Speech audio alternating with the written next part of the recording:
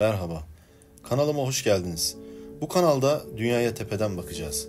İnsana has çirkin bir özelliktir tepeden bakmak. Fakat bu defa eşsiz manzara için kullanacağız o bakışı. Doğa her zaman huzur vermiştir insana. Bakmasını bilene elbette. Bazen yeşil, bazen mavi ve bazen de beyaz yüzüyle. Siz en çok hangisinde kendinizi huzurlu hissedersiniz? Yeşil mi, mavi mi yoksa beyaz mı? Bana en çok yeşil huzur verir. Anton Çehov ne güzel söylemiş. Ah doğa ne müthişsin, sonsuz bir ışıkla parlıyorsun. Doğayı izlerken belki o ışığı kıskanıyoruz kim bilir. İstiyoruz ki doğa gibi ışık saçabilelim fakat ne mümkün. Sadece izleyerek huzur buluyoruz. Eğer güzel bakabildiysek ışığını yansıtır bize ve biz de bununla yetiniriz. En çok da kederliyken huzur isteriz ve geçeriz bir manzaranın karşısına. Bu düşünce bana Alexander Dumas'ın şu sözlerini hatırlattı. Doğa en derin kederleri bile yatıştırmasını nasıl da biliyor.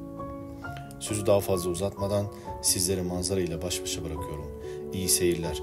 Kanalıma abone olup videoyu beğenmeniz beni çok mutlu eder. Sevgiler.